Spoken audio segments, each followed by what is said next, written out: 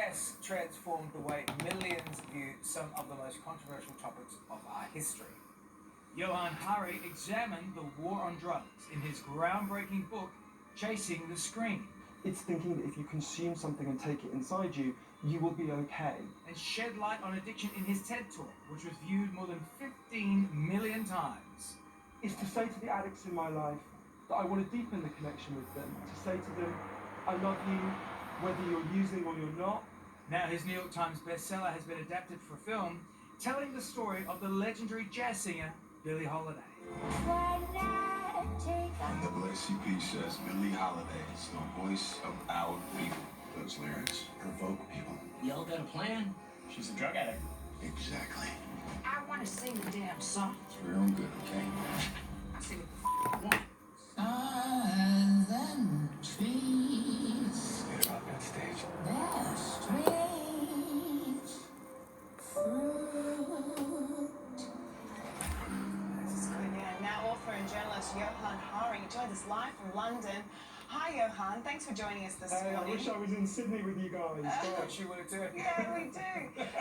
This Hollywood film, it delves into the life of Billie Holiday, as we just saw, and drug addiction. But it's a story that not many people know. What happened to her? So in 1939, Billie Holiday walked onto a stage in Midtown Manhattan, and she sang for the first time this song, Strange Fruit, that you just played a clip from. It's a song about the lynching of African American men. It's the idea that in the South there's this strange fruit that hangs from the trees, and it's the bodies of men who've been murdered and lynched by racist mobs. And this is really where we open the story. It's actually where I open my book, Chasing the Screen, as well. And not long afterwards, Billie Holiday received a warning to stop singing this song. And when she refused, they arrested her, and this persecution and hounding of her began. And really, the film is the story of Billie Holiday's incredible courage in standing up to the beginnings of the war on drugs. A terrible racist named Harry Anslinger, who was in charge of drug policy, who stalked her and hounded her and played a role in her death, as you'll see in the movie, and how she insisted, no matter what they did on her, on standing up to them and singing her song and telling the truth. I mean, it's an incredible. Billie Holiday's story is incredible. She's quite iconic as a jazz singer, but it's a Grammy Award winner, Andra Day, starring as Billie. Were you a part of the production of this film? So I know it came from a book that really has nothing to do with Billie Holiday, right? No, the first third of the book is about Billie Holiday's Right, okay. story. I uncovered huge parts of this story in the research. I mean, I was really interested in this because we had a lot of addiction in my family. I was trying to help people I love with addictions, and I wasn't doing much good. So I started looking into, well, why did we begin to go to war against people with addiction problems all these years ago? You know, how did this start? And that's what led me to this research about Billie Holiday, and that's what led me to tell this story in the book. But you're totally right, Andra. I mean, I'm gay, so I can say this without sounding pervy. She is a goddess. Like the other day, Oprah said to me, it's one of the best performances she's ever seen, and I think she's absolutely right. And what Andra really captures, and this was so important for me in terms of the addiction in my own family, Billie Holiday was not killed by her demons. Billie Holiday was killed by our demons. When you shame and you punish people who have addiction problems, it makes their addictions worse. It makes them much more likely to die. And you know, one of the things I learned from Billie, and I learned so many things from this story, from interviewing the surviving friends she had, including the last person who was in the room as the authorities were effectively killing her. And one of the things I learned is, you know, in our culture, we tell one heroic story about addiction, which is that sometimes people with addiction problems recover. And that is indeed a heroic story. And everyone watching who's in that position should be incredibly proud of themselves. But that's not the only heroic story about people with addictions. Billie Holiday never stopped being addicted. She died addicted. She was still a hero. No matter what they did to her, she insisted on singing this song. A song that became known, one person described it as the musical starting gun for the civil rights movement. And this battle that we show in the film is still playing out all over the world, including in Australia, where you have, you know, bad problems like this. You know, on the one hand, you've got all over the world, we listen to Billie Holiday every day, and it makes us stronger.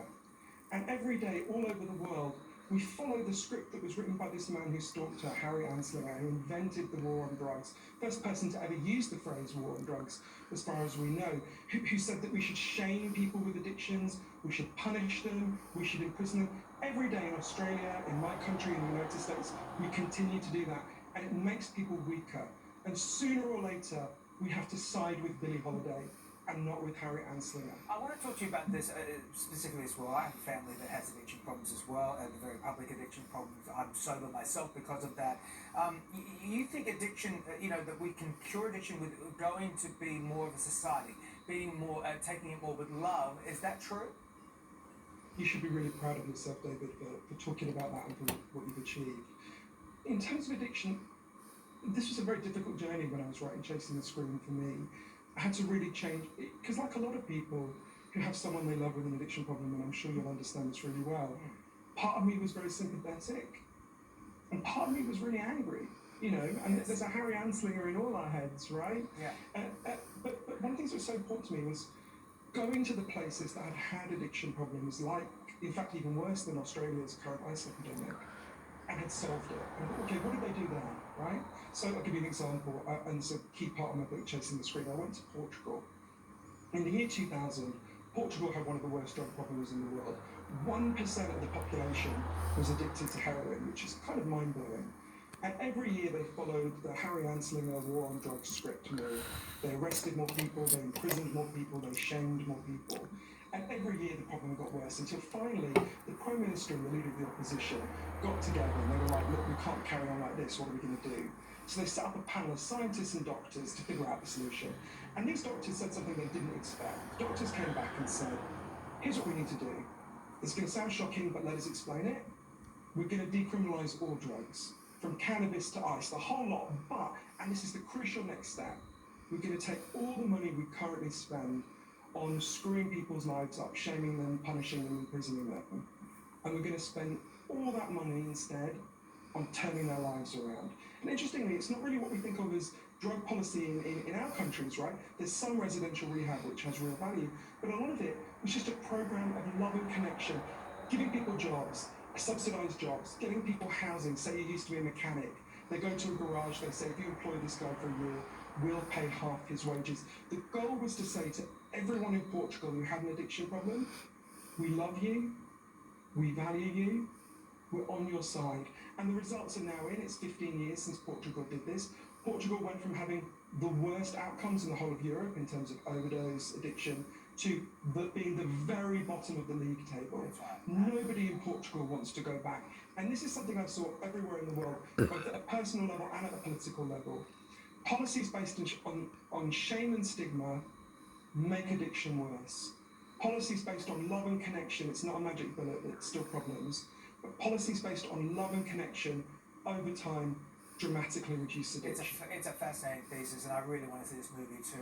Johan, congratulations to you. We need to get you back on. There's other things we want to talk about. You've got a new book coming. Yes. So we're going to book you